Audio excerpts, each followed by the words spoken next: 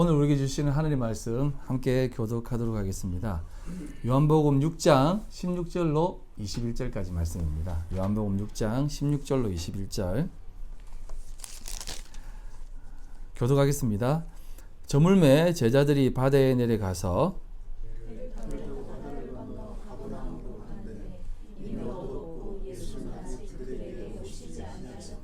큰 바람이 불어 파도가 일어나더라.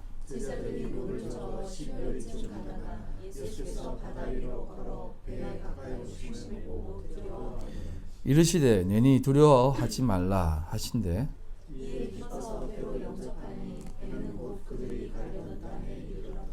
아멘. 우리는 지난주에 오병이의 기적에 대해서 함께 나누었습니다. 오병이의 기적이란 하나님의 일을 나타내기 위해 오신 예수님의 이적으로 단순히 배고픈 사람의 필요를 채우고 돌봐주신 것이 아닌 하나님의 하나님 되심을 나타내는 것으로서 사람들이 열심히나 헌신으로 치부되는 그런 드림의 가르침이 아닌 하나님께서 우리들을 향해 베푸시는 은혜의 이적이라고 말씀을 드렸어요. 또한 그 은혜의 중심에는 오직 하늘의 떡이신 예수 그리스도가 계시며 오직 예수가 생명의 떡이시다라는 것을 말씀드렸습니다. 그런 가운데에서 오늘의 이 내용이 이루어져요. 이 무리를 걸으시는 기적 또한 예수님 요한복음에 기록되어진 다섯 번째 기록으로서요, 이적으로서 다섯 번째 기적으로서 공간복음인 그 마태와 마가복음에도 동일하게 기록되어 있습니다. 누가복음에는 또 기록되어 있지 않아요. 하지만 각 복음서가 기록한 내용들이 관점들이 다 조금씩 달라요. 여러분 사복음서가 왜 공간복음임에도 불구하고 네 가지 복음으로 다 담겨져 있겠습니까? 그 이유는 각자의 복음서의 관점이 다 달라요. 그래서 네 권으로 이렇게 관점이 다른 모습으로 이렇게 가르치시고자 하는 내용들이 달리 이렇게 기록되어 있어요. 하나의 가르침임에도 불구하고 여러 가지 가르침이 있다는 겁니다. 만약에 한 관점이면 복음서 한 권만 있으면 되잖아요. 근데 이 네 권이 있다는 것은 그런 이유가 또 있는 것이에요. 그래서 보시면 마태복음과 마가복음의 경우에는 예수님이 육지에 계시다가 풍랑으로 인해 두려움에 떨며 고통당하는 제자들을 보시고 다가가서 풍랑을 잠잠케 하시는 기록으로 또 보여지고 있습니다. 그리고 요한복음에 보면 큰 바람이 불어 파도가 일어났다는 말은 있지만 제자들이 풍랑 때문에 고통을 당했다라는 기록은 없어요. 그냥 예수님께서는 그냥 무리를 걸어 오시는 겁니다. 근데 오시는데 그것을 보고 제자들이 두려워했다라고 기록되어져 있어요. 그리고 영접하자마자 그들이 가고자 하는 목적지로 또 가게 되었다라고 이렇게 표현되어져 있어요. 마태복음과 마가복음에는 타자마자 바로 목적지에 갔다라는 표현이 없습니다. 거기에서 여러 가지 일들이 일어나는 겁니다. 그래서 이 요한복음의 내용은 단순히 그 제자들을 구원해주기 위한 그런 개념이 아니라 그 요한복음이 가르치고자 하는 그 관점이 분명히 있다는 것입니다. 오늘 읽은 말씀 21절을 다시 한번 보시면 이에 기뻐서 배로 영접하니 배는 곧 그들이 가려던 땅에 이르렀더라 라고 얘기하는 것입니다. 예수님이 배 타자마자 즉시로 그들이 가고자 하는 땅에 이르렀다는 것입니다.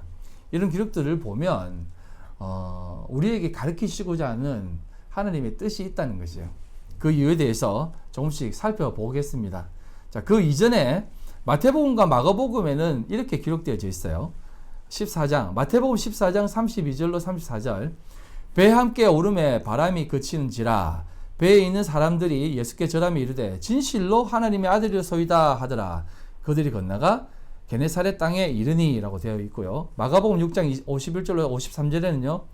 배에 올라 그들에게 가시니 바람이 그치는지라 제자들이 마음에 심히 놀라니 이는 그들이 그 떡 떼시던 일을 깨닫지 못하고 도리어 그 마음이 둔하여졌음이러라.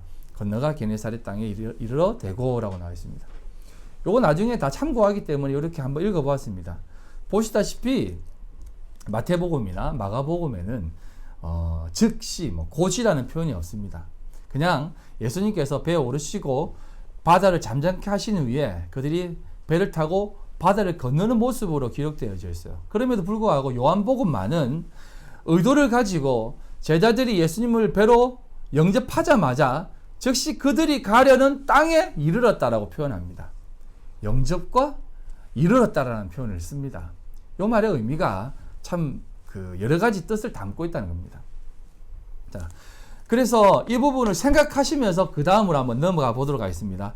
우리는 앞에서부터 꾸준히 살펴본 내용이 오직 예수밖에 없다.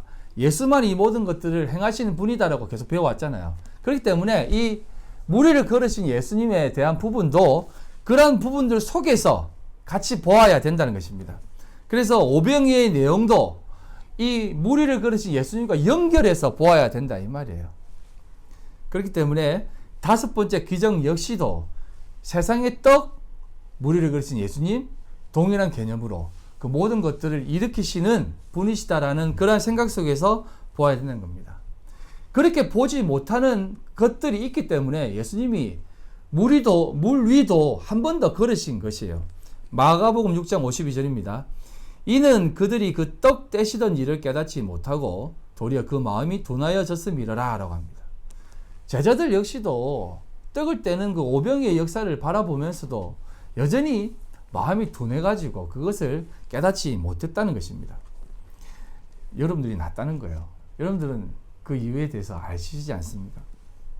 그래서 이 오병이어의 사건 또한 이 무리를 걸으신 예수님의 사건을 연결해서 더 예수님이 가르치시고자 하는 그러한 어떤 의미를 가지고 우리들에게 이 일을 행하신다는 것입니다.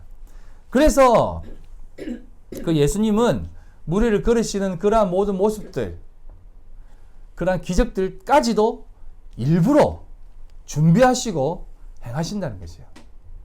이게 바로 하나님의 열심인 거예요. 우리 성도들을 가르치기 위한 그 열심을 우리들에게 끊임없이 베푸신다는 겁니다. 자, 그런 것들을 생각하면서 지난주 말씀을 조금 마무리하면서 했던 말씀을 다시 한번 되짚어 보겠습니다. 요한복음 6장 15절입니다. 그러므로 예수께서 그들이 와서 자기를 억지로 붙들어 임금으로 삼으려는 줄 아시고 다시 혼자 산으로 떠나가신다라고 나와 있습니다. 자, 여기에서 제가 지난주에 뭐라고 말씀드렸습니까? 왜 예수님이 산으로 피하셨다고 말씀을 드렸습니까? 그들이 예수님을 잡아서 임금 삼으려고 했기 때문에 피하셨다고 하지 않습니까? 그런데 그 이유에 대해서는 설명을 드리지 않아도 되겠죠. 피하시는데 다른 복음에서는 뭐라고 얘기하냐면 피하시는데 단순히 피하는 것이 아니라 마가복음 14장입니다. 눈으로 보시고요. 기도하러 따로 산에 올라가셨다고 얘기합니다. 그냥 이 사람들이 오니까 이 사람들한테 내가 더 이상 이런 것들을 베풀면 안 되겠구나. 그래서 산으로 올라가시는데 그냥 이렇게 산으로 올라가신 것이 아니라 기도하러 산에 올라갔다라고 마가복음 얘기하고 있어요. 마태복음 얘기하고 있습니다. 예수님이 이 부분을 두고 왜 굳이 산에 올라와서 기도를 하셨을까요? 예수님은 하나님의 아들이십니다. 그렇기 때문에 사실상 기도를 하신다는 의미는 큰 의미가 없을 수도 있지 않습니까? 왜? 하나님이신 분이 뭘 굳이 기도를 하시겠냐 이 말입니다. 그럼에도 불구하고 예수님이 이 마태를 통해서 기도하러 산에 올라가셨다라고 기록한 이유는 예수님 자신도 역시 사람이셨다는 거예요. 자, 사람이셨다는 말은 그분도 기도가 필요하다는 것입니다. 하나님이 무슨 기도가 필요하신 분이신가 라고 생각되어질 수 있지만 예수님 역시도 사람으로 오셨고 그분도 역시 지정의가 있었던 것입니다. 하나님을 알고자 하는 지성이 있었고 또 수많은 사람들을 바라보면서 함께 울기도 하고 감정이 있었다는 것이요. 화도 또 얼마나 분명하게 내십니까? 막 욕도 하시고 막 그렇지 않습니까? 감정이 있었다는 것입니다. 그리고 그분의 모든 삶 속에서 의를 드러내고자 하는 의도 있었다니까요. 그렇기 때문에 예수님도 이렇게 기도가 필요하셨던 분이시다 이 말입니다. 그런데 그분이 드렸던 기도는 어떤 기도겠느냐 이 말입니다. 왜 예수님이 산에 따로 기도하러 가셨겠습니까? 그리고 이 부분을 왜 우리들에게 기록하셔서 보게 하셨을까요? 사실 이 부분을 보면서 우리는 참 많은 오해를 했습니다. 예수님도 산에 올라가서 기도했지 않느냐. 우리도 기도하자. 우리가 뭐 예수님보다 낫냐.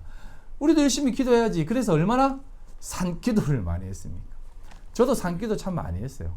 학교 다니면서도 일주일에 몇 번은 산에 올라가서 기도하고, 제가 다니는 학교 뒷동산이 있거든요. 그래 올라가서 이제 산기도파들은 또 산기도하고, 또 지하 또 기도파가 있어요. 그럼 지하에 가서 또 기도하고, 그런 게 저는 이제 약간 지하보다는 산기도를 선택해서 산에서 기도하고 그랬습니다.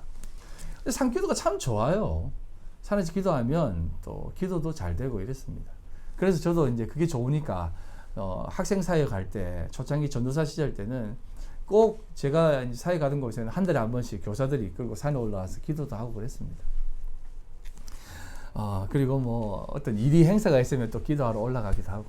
그리고 목사님들은 대부분 사역자들은 그래요. 사역지를 옮길 때도 그냥 이렇게 끝나고 다음 사역지로 바로 가는 것이 아니라 다음 사역지 가기 전에 꼭 산에 올라가가지고 2박 3일 정도 이렇게 마음의 준비를 이렇게 다짐하고 뭐 이렇게 소위 말하는 영빨 좀 받고 이렇게 가려고 하는 마음으로 이렇게 기도하러 가고 막 그래요.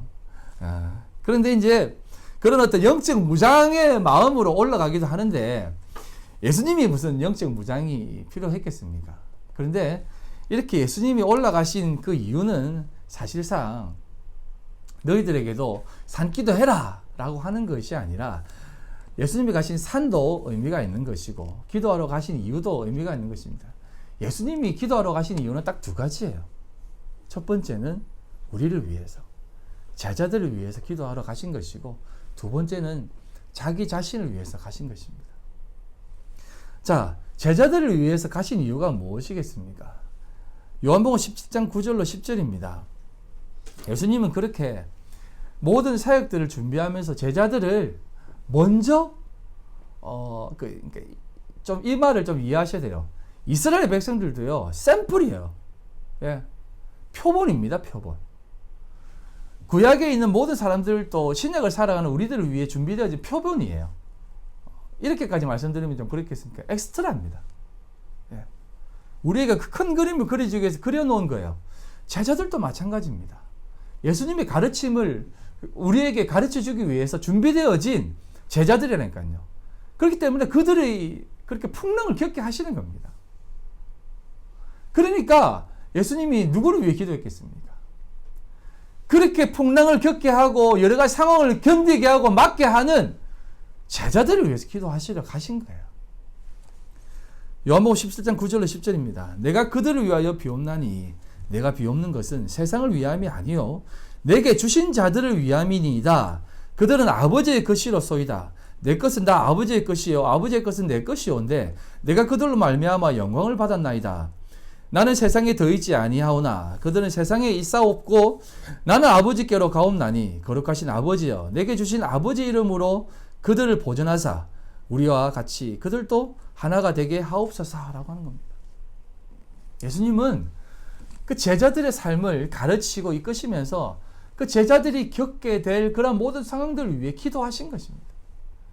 그래서 예수님은요, 지금도 하나님 보좌 우편에서 하나님의 백성들, 자신의 이름을 부르는 자들을 지금도 지키고 돌보시고 계시다는 거예요. 그리고 중보하고 계시다는 겁니다. 제자들, 건너가야 될 제자들, 그 풍랑을 경험해야 될 제자들, 그들을 위해 예수님은 기도하셨다는 겁니다. 오늘 본문에 보면 큰 바람이 불어 파도가 일어났더라라고 합니다. 큰 바람, 메가스입니다. 메갈로 프네온토스입니다. 큰 바람이 불어가지고 광풍이 일어나가지고 파도가 일어났다는 것입니다. 이런 것들이 일어나면 사실 거의 죽는 거나 마찬가지입니다. 그래서 예수님은 제자들을 위해서, 그때를 위해서 기도하신 것입니다. 견디게 하시는 것이에요. 인생의 풍랑을 만나는 때에 우리가 우리의 기도 힘으로 이겨낼 수 있다고 생각하지 마세요. 주님이 우리를 위해 지켜주신다는 겁니다. 아멘. 그리고 예수님은 자신을 위해서 한 가지 더 기도하셨습니다. 그건 뭐냐면 예수님도 완전한 인성과 인간의 몸을 입고 오셨습니다. 이 말은 신이 아니다 이 말입니다. 요거 조금 이상하게 듣지 마세요. 예수님은 하나님의 뜻을 이루기 위해 인간의 몸을 입고 오신 분이세요. 그런데 이 몸을 입고 오셨다는 말은 그분도 모든 것을 경험하고 모든 생각을 담고 있다는 겁니다. 그리고 또한 우리가 경험하게 될 그 많은 경험들을 몸소 짊어지기 위해 인간의 몸이 되었다니까요. 그래서 우리 인간이 경험하게 되는 그 가장 처절함과 괴로움 역시도 예수님은 몸소 지셨다 이 말이에요. 인간에게 있어서 가장 큰 두려움과 가장 큰 절망, 큰 좌절이 무엇이겠습니까? 그건 나를 존재케 하는, 내가 존재케 되는 것들이 상실되어질 때 인간은 가장 큰 절망을 느낍니다. 예수님의 가장 큰 절망이 무엇이겠습니까? 십자가 사건이에요. 십자가 사건은 어떤 의미냐면 예수님은 완전하신 하나님이십니다. 성부 하나님과 영원히 함께 계시는 하나의 존재이십니다. 그럼에도 불구하고 십자가의 자리는, 여러분 이거 참 잘 들어주세요. 하나님과 떨어지는 자리입니다. 단절되는 자리가 십자가의 자리예요. 그래서 예수님은요, 이 하나님과 떨어지는 이 자리 때문에 그렇게 절망하신 겁니다. 사실상 길게 떨어진 것도 아니에요. 그럼에도 불구하고 한순간도 떨어지지 않으셨던 분이 딱 떨어지는 겁니다. 여러분 가장 사랑하는 사람, 정말 내가 진짜 소중하게 생각하는 것이 저 같은 경우는 말씀이겠죠. 이게 딱 떨어져 나간다고 생각해 보세요. 내 속에 말씀이 없다라고 생각하면 얼마나 괴롭겠습니까? 이런 것을 제가 조금 맛본 경험이 있었습니다. 언제냐면 제가 이제 군대 갔을 때 훈련소 가면 성경책도 없고, 그때 원래 군대 갈 때 이렇게 조그만한 성경책에 막 잘 갔다 왔나 힘내라면서 쪽보금이 주잖아요. 신약 만들어있는 거. 그럼 여기 딱 끼고 군대 입소하잖아요. 안 받아보셨어요 그런 거? 신앙생활 잘 안 하셨구나. 아무튼 이렇게 그런 거 받아갑니다. 받아가면 그거 몰래 숨겨가가지고 밤에 이렇게 보면서 이렇게 하는데 그걸 뺏긴 거예요. 근데 얼마나 힘들어. 훈련소 시간은 힘들어요. 막 두드려 맞고 뺑뺑이 돌다가 밤에 그 가로등 밑에 성경책 읽으면 꿀성이보다 달아요. 근데 그걸 못 보는 거예요. 근데 지금은 그런 생각 없지만 그때는 그 말씀을 읽고 싶어가지고 얼마나 성경책이 없을까 하면서 이럴 줄 알았으면 좀 암기해 둘 걸. 그러면서 굉장히 이렇게 막 괴로웠던 적이 있습니다. 그러다가 한 3주 만에 교회를 보내줘가지고 3주 만에 마가복음 쪽복음을 받아가지고 그 가로등 밑에 읽는데 그렇게 눈물도 나고 이렇게 말씀이 나에게 달구나 하면서 제대하고 딱 3개월 지나니까 성경을 읽는 둥 마는 둥 여전히 원래 상태로 돌아갔지만 여러분에게 있어서 존재케 되어지는 그 것들이 딱 떨어지면 얼마나 괴롭겠습니까? 지금 이제 갓 결혼했으니까 그런 마음 있지 않겠습니까? 용재 형제가 나 찾지 말아 유럽에 한 달간 음식 배우러 갔다 올게 하면은 예. 안 돼요 용재씨 3일 만에 갔다 오세요. 당신 안 보고 어떻게 살아요? 안 그러는가요? 예, 진짜 그런 거예요. 그러니까 그렇게 사랑하는 사람도 단절되는데 예수님은요 이 순간, 이 단절되는 순간 때문에 그렇게 괴로워하신 겁니다. 한번 생각해 보세요. 예수님이요 겟세마네 동산에서 땀방울이 핏방울처럼 되듯이 기도하셨다고 하잖아요. 이걸 우리는 그 고통, 그 십자가의 고통이 얼마나 고통스러우면 그렇게 기도하셨을까라고 배워왔잖아요. 근데 여러분 이건 정말 우스운 거예요. 예수님이 십자가 그 형장이 무섭고 두렵고 떨려서 그렇게 땀방울이 기도하면서 이 잔을 내게서 옮겨주십시오라고 기도했겠습니까? 아니에요. 예수님은 그 고통이 두려운 것이 아니라 그 십자가 자리, 하느님과 단절되는 그 자리가 너무나 힘들고 괴로워서 기도하신 거예요. 그래서 우리 성도들이 정말 힘들고 어려운 자리는 정말 이 땅에서 살아가면서 하느님과 그 단절되는 그 순간이 얼마나 고통스러운가를 예수님은 몸소 체험하시고 보여주시는 것이에요. 한번 생각해 보세요. 초대교회 때나 일제시대 때 하나님을 믿는 성도들이 얼마나 많은 고통을 당했습니까? 여러분 잘 아시잖아요. 사도 요한의 제자 폴리캅. 예? 폴리캅은 이런 일화 있지 않습니까? 너 예수님 부인해 라고 하니까 폴리캅이 이렇게 했잖아요. 내 평생 한 번도 나를 모른다 외면하시지 않은 하나님을 어떻게 내가 하나님을 외면할 수 있습니까? 차라리 죽겠습니다 해서 화형당했을 때 소리 한 번 안 지르고 화형당했다니까요. 그리고 베드로 보십시오. 베드로 너 내일 죽여버릴 거야 했을 때 보통 사람들은 떨었을 겁니다. 근데 베드로는요 내일 죽인데도 그 감옥에서 잤다니까요. 편안하게. 근데 예수님이 그 다음날 십자가에 잡혀가지고 죽는다고 하니까 그렇게 막 겟세마네 동산에서 이 자를 옮겨주십시오. 나 죽기 싫어요 하나님. 그렇게 막 두려워하면서 기도했겠습니까? 아니라니까요. 하나님과의 단절된 자리 때문에 하나님, 나 하나님과 한순간도 떨어지고 싶지 않은데 그 자리를 나에게 왜 걸어가게 하십니까? 라고 하는 그것 때문에 그렇게 기도하신 거예요. 그래서 우리는요 너무 예수님의 그 십자가 사건을 너무 감성적으로 본다 이 말입니다. 그래서 성경은요 그렇게 보지 말라는 겁니다. 다시 한번 보겠습니다. 요한복음 19장 1절로 4절. 이에 빌라도가 예수를 데려다가 채찍질을 하더라. 군인들이 가시나무로 관을 엮어 그 머리에 씌우고 자색 옷을 입히고 앞에 가서 이르되 유대인의 왕이여 변할지어다 하며 손으로 때리더라. 빌라도가 다시 밖에 나가 말하되 보라 이 사람을 데리고 너에게 나오나니 이는 내가 그에게서 아무 죄도 찾지 못한 것을 너희로 알게 하려 함이로라 하더라라는 겁니다. 보시면 그냥 빌라도가 예수를 데려다가 채찍질했고 그리고 가시 물론 시키고 옷 입히고 그냥 때렸다고 나와 있습니다. 만약에 정말 그 영화 패션 오브 크라이스트처럼 영화에서처럼 뭐 채찍에 뼈가 박혀가지고 한번 때리면 살점이 뜯어져 나가고 갈비뼈 쪽에 맞으면 뼈가 드러날 정도로 푹푹 뜯기는 그런 채찍에 맞으셨어요 라고 한다면 분명히 이런 고통에 대한 그 하나님의 십자가는 너희들의 그 모든 죄악에 대한 부분이야. 그러니 너희들도 이 고통을 감수해야 돼 라고 하는 것을 강조하기 위해서였다 하면 제자들은 이 부분에 대해서 분명하게 묘사를 했을 것입니다. 그런데 제자들은 이 부분에 대해서 묘사를 하지 않았다는 거예요. 그러니까 십자가에 못 박히셨다 하는 겁니다.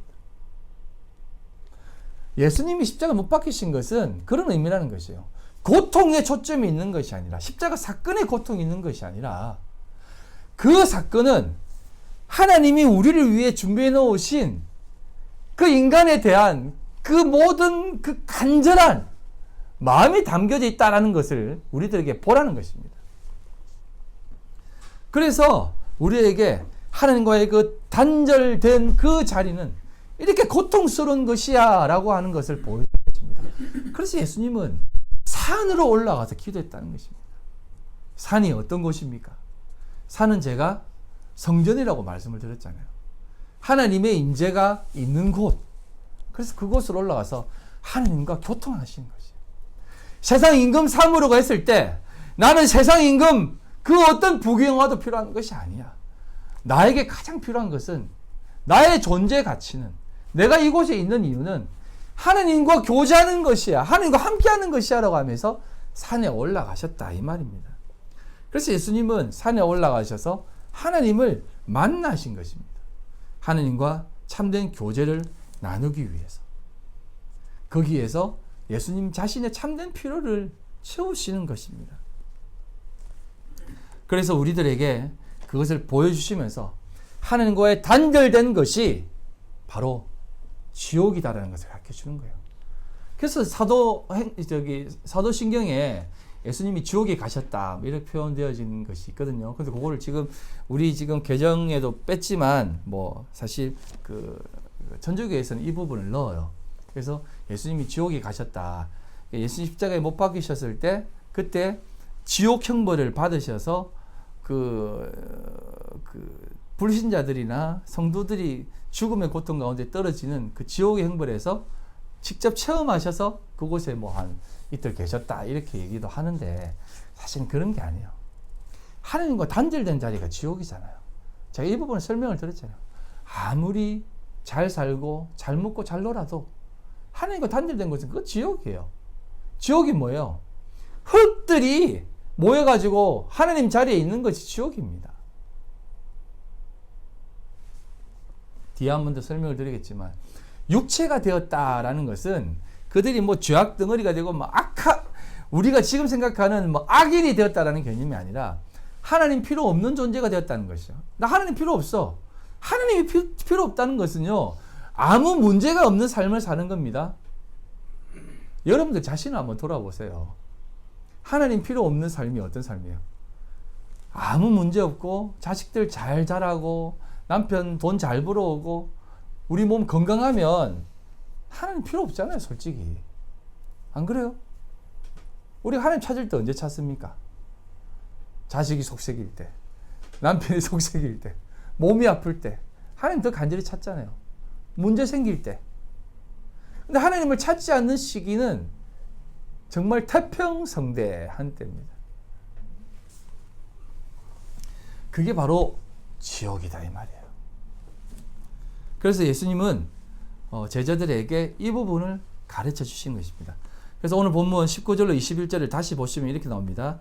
제자들이 노를 저어 12월이쯤 가다가 예수께서 바다 위로 걸어 배에 가까이 오심을 보고 두려워하거늘. 예수님이 걸어오시는 것을 보면서 두려워했다는 것이에요. 자, 이게 이제 뭐 다른 복음에서는 이제 유령이라고 얘기하고 막 무섭다. 저 물속에서 걸어온 사람이 누군가 막 이렇게 얘기하지만 물 위를 걸어오신 예수님을 바라보면서 유령이라고 생각하는 그것은 그들의 눈은 여전히 어두웠다는 것이에요. 네. 엠마오로 가는 두 제자의 그 얘기를 생각하면 됩니다. 예수님과 계속 얘기하고 함에도 불구하고 예수님인 줄 몰랐어요. 근데 예수님을 자신을 밝게 딱 드러내시니까 우리하고 얘기했던 분이 예수님이었네 이렇게 얘기하잖아요. 이거는 참 오묘한 겁니다. 물 위로 예수님이 걸어옴에도 불구하고 제자들은 유령이다, 귀신이다, 두려워했다는 겁니다. 여전히 두려움에 가득 차 있는, 단절되어 있는 모습이다 이 말이에요. 그래서 이렇게 얘기합니다. 이르시되 내니 두려워하지 말라 하신데 이에 기뻐서 배를 영접하니 배는 곧 그들이 가려던 땅에 이르렀다라고 합니다. 두려워하고 유령이다라고 생각했던 그 마음속에 예수님을 딱 던지면서 오시는 것입니다. 자, 그러면서 이렇게 얘기합니다. 마가복음 6장에 나와 있는 내용도 한번 볼게요. 그들이 다 예수를 보고 놀람이라. 이에 예수께서 곧 그들에게 말씀하여 이르시되 안심하라 내니 두려워하지 말라 하시고 배에 올라 그들에게 가시니 바람이 그치는지라. 제자들이 마음이 심히 놀라니 이는 그들이 그 떡 떼시던 일을 깨닫지 못하고 도리어 그 마음이 둔하였음이러라 라는 겁니다. 오병이의 이적도 깨닫지 못하고 여전히 예수님이 걸어오는 것도 깨닫지 못하고 있는 제자들의 둔한 마음을 예수님은 깨우쳐 주고 있다는 겁니다. 풍랑을 일으켜서 예수님 자신을 드러내는 것입니다. 그래서 예수님은 오셔서 제자들의 눈을 딱 띄워주는 겁니다. 딱 띄워주니까 어떤 일이 일어났다고요? 그들이 원하는 곳에 바로 갈 수 있었다는 것입니다. 여러분, 우리가 먼저 선행되어야 될 것이 있다는 것이에요. 아까 이제 우리 조지사님 부부하고도 잠깐 얘기를 나눴지만 어떤 일을 한다라든지 뭔가를 할 때 우리가 항상 무엇인가를 하는 것에 마음이 두어서는 안 되는 것이에요. 내가 어떤 존재가 되어졌는가가 먼저 선행되어지면 그 다음은 원하는 곳으로 가질 수밖에 없는 존재가 된다는 것입니다. 이게 진리를 아는 사람은 어떤 것을 해도 진리예요. 그러나 진리를 모르는 사람은 어떤 것을 해도 다 악입니다. 요 차이를 여러분 좀 아셔야 돼요. 뭐 힌두교인들이나 이슬람 교도들이나 불교인들이 어떤 선을 행해도 그게 선이라고 생각하십니까? 이거 조금 고민하시네. 그럼 기본적으로 이렇게 생각해 보세요. 하나님이 어떤 일을 행하시든 그건 선이십니까? 예. 거기에서 여러분들이 아멘 안 넣으시면 안 돼요. 하나님은 그 착하고 뭐 진짜 우리가 생각하는 너무 착해서 선이 아닙니다. 하나님이시기 때문에 선이에요. 자, 그렇다면 내 안에 계신 하나님 앞에 진리로 가득 찬 사람이 행하는 모든 행위들은 어떤 행위든 그건 진리이고 선입니다. 하지만 진리가 되지 않는 사람이 어떤 선한 것을 해도 그건 선이 되지 않는다는 거죠. 요거를 여러분들이 아셔야 돼요. 그래서 여러분, 빌리버라고 하는 믿음은요, 비리브입니다. 그래서 제가 얘기했잖아요. 우리는 항상 doing이 아니라 being이라고요. 뭔가를 하는 것이 믿음의 행위가 아니라 내가 믿음의 존재가 되어서 being이 되어서 live를 하는 겁니다. 그럴 때 그게 믿음이 되고 믿음의 행위가 되는 거지. 내가 뭔가를 하면 믿음 행위가 되어진다고 생각하는 것은 그건 선이 아닐 수 있다는 것입니다. 그걸 우리는 또 이렇게 밖에 생각 못 하잖아요. 뭐 마약으로 번 돈, 도둑질에서 번 돈을 뭐 선한 일에 아무리 갖다 바친들 그게 무슨 헌금이 되느냐, 뭐 이렇게 얘기하잖아요. 그렇게밖에 말 못하지만 여러분, 그게 아닙니다. 아무리 착하고 아무리 선해도 그 사람이 하나님을 알지 못하고 선행하는 것은 결국 자기 자신을 드러내는 것밖에 없습니다. 나라니까 나의 존재 가치를 드러내기 위해 행하는 것입니다. 하지만 하나님을 믿는 사람이 행하는 모든 것들은 다 선입니다. 이걸 여러분들에게 방종을 요구하는 거, 조장하는 거 아닙니다. 여러분들이 어떻게 살아도 진리를 알면 선이에요. 근데 성령의 이끌림 받아 살아가는 삶이기 때문에 그런 것입니다. 아직도 이게 무슨 의미인지 조금 그래도 조금 아리까리한데 생각할 수 있겠지만, 여러분 가장 기본적으로 생각하시면 아담과 하와를 생각하시면 돼요. 아담과 하와를 생각하시면, 아담과 하와는 하나님과 그 교통하는 관계 속에서는 어떤 것을 해도 다 하나님이 죄라고 하시지 않았어요. 진짜라니까요. 뭔 짓을 해도. 근데 하나님과 단절되는 순간 그들의 삶은 항상 죄가 삶에서 떠나지 않았다니까요. 그래서 예수님께서는 그러한 모든 모습들을 보여주면서 예수님 타자마자 옳은 길로 가게 하셨다, 이런 것입니다. 그래서 여러분들이 정말 진짜 추구하고 살아야 될 것은 뭐냐면 여러분 안에 예수 그리스도를 담는 것입니다.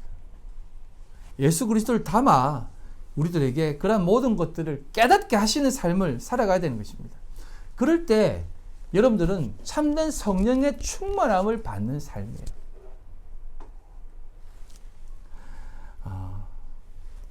제가 오늘 이제 그 학생들에게 이런 얘기를 했어요. 너희들을 존재케 하는 너희들은 뭐냐? 이렇게 물었어요. 쟤는 왜 예진이야? 예진이는 왜 예진이야? 예진이가 예진이라는 이유를 한번 말해봐. 뭐 누군가의 딸이고요, 어느 학교 다니고요, 어느 그 오빠의 동생이고요, 또 어느 교회를 다니고요, 이런 걸 다 얘기하더라고. 그래서 그랬지. 그러면 그거를 다 이렇게 모아가지고 한번 생각해봐. 이건 누가 만들어 놓은 거지? 누가 상징해 놓은 거지? 다 사람들이 만들어내 놓은 가치들이지? 이 사람은 누군가의, 뭔가의, 어느 학교에, 이런 모든 것들은 사람들이 만들어내는 거지. 그런 것을 한번 다 빼보고 예진이 자체만 한번 생각해봐. 세호 자체만 한번 생각해봐. 넌 누구니? 라고 하니까 눈을 끔뻑끔뻑거리더라고요. 그래서 너희들이 성령이 필요한 거야. 하나님이 너희 속에 들어가는 순간 너희들은 참된 존재가 되어진다는 겁니다. 그런 것이 없이 우리 인간의 존재라고 생각할 때는요, 그 존재 가치를 항상 더 나라는 존재를 만들기 위해서 더 많이 모을 수밖에 없어요. 그러니까 모은다는 것은 내 존재가 되기 위해, 나라는 존재가 되기 위해서 주변의 것을 다 만들어 간다는 것입니다. 하지만 늘 찬양할 때도 얘기하지 않습니까?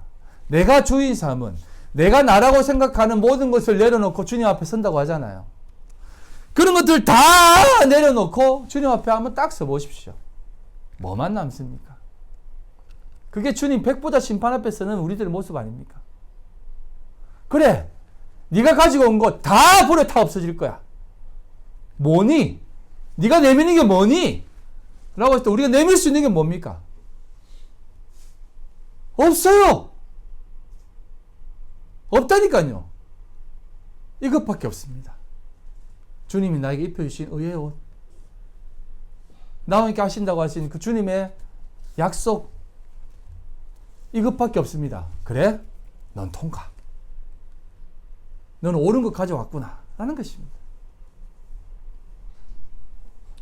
우리의 삶에 있어서 진정으로 우리가 바라보고 추구하고 살아가야 될 것은 뭐냐면, 떡을 먹고 우리가 채워지는 기독교라고 하는 그 기독교적 가치관이라든지 그 믿음의 어떤 자리가 아니라, 주님이 내 안에 어떤 존재인가, 내가 어떤 존재로 지금 서 있는가, 주님이 지금 내가 속해 있는 이 배에 들어와 있는가, 이걸 생각하라는 것이에요.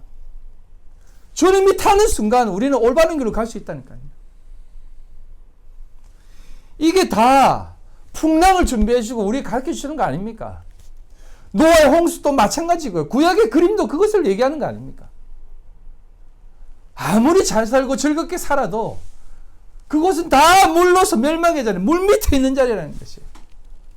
하지만 주님과 함께 하는 자리는 물 위에 있는 자리라는 것입니다. 제가 물, 바다, 이건 심판의 자리라고 말씀을 드렸잖아요. 홍해를 건너는 것도 이스라엘 민족들도 홍해를 건넜고 애굽 민족도 홍해를 다 건넜어요. 다 홍해에 다 빠져 죽은 존재들입니다. 그런데 앞에서 딱 보니까 이스라엘 민족, 애굽 민족 다 오는데 거기에서 도도히 살아 올라오는 게 있어요. 그게 이스라엘 민족, 약속의 민족이었습니다. 하나님이 이렇게 딱 보드모가 올려주는 거예요. 이렇게 기가 막힌 장면 아닙니까?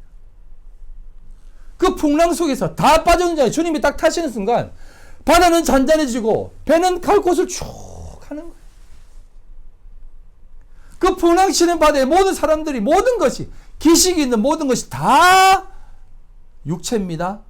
육입니다. 다 물 밑에 있더라도 방주와 함께 있는 노아와 8명은 도도히 떠서 그 안에서 평안하게 떠 있는 것입니다. 그게 우리 성도의 자리다 이 말이에요. 그러면 그곳에서 쭉 가다가 아라라 산, 그 산에 딱 머물러 거기에 문이 열리면서 쫙 가는 거예요.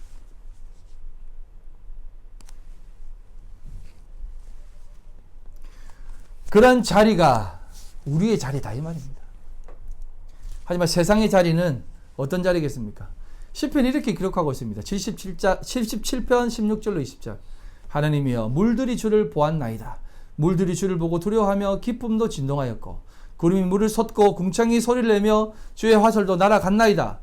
회오리 바람 중에 주의 우레소리가 있으며 번개가 세계를 비추며 땅이 흔들리고 움직였나이다. 주의 길이 바다에 있었고 주의 고든 길이 큰 물에 있었으나 주의 발자취를 알 수 없나이다. 주의 백성을 양떼같이 모세와 아론의 손으로 인도하셨나이다. 하는 것입니다. 그 모든 바다의 속에서 우리 성도들은 탁 떠서 이렇게 이끌어 가신다 이 말입니다. 다시 한번 요한복음 6장 22절로 21절로 읽어보겠습니다. 이르시되 내니 두려워하지 말라 하신대 이에 기뻐서 배로 영접하니 배는 곧 그들이 가려던 땅에 이르렀더라. 밤새도록 노를 저 그렇게 풍랑 가운데 이겨내려고, 다른 복음서에 있지 않습니까? 그렇게 이겨내려고 베테랑 그 어부들이 이겨내려고 했지만 도저히 이겨낼 수 없었던 그런 모든 상황 속에서 주님이 그 배에 딱 타는 순간 내니 두려워하지 말라라고 했을 때, 주님 맞습니까? 라고 딱 탔을 때 그들의 삶은 완전히 평안하게 된다는 것입니다. 이 영접했다라고 하는 이 영접이 람바노인데요. 주의 이름을 영접하는 자, 구원을 얻는다라고 하는 그 영접이라는 것입니다. 주님이 여러분들 안에 다 가시는 겁니다. 할렐루야. 이 그림을 여러분 늘 여러분의 삶 속에 새기시기 바랍니다. 주님이 없이는 우리는 절대로 약속의 땅에 못 나갑니다. 저주의 바다에 빠질 뿐만 아니라 풍랑 가운데에서도 살아갈 수밖에 없는 거예요. 주님은 그것을 하시고 우리 제자들을 위해 견디게 기도하시고 직접 가셔서 우리를 안아주신다 이 말입니다. 그래서 너희 힘으로는 절대 갈 수가 없으니 나를 바라보고 믿음으로 살아가라는 것입니다. 그럼에도 불구하고 여기에 한 사람이 툭 튀어나옵니다. 누가 튀어나옵니까? 베드로가 나오지 않습니까? 베드로가 이렇게 얘기합니다. 진짜 주님 맞습니까?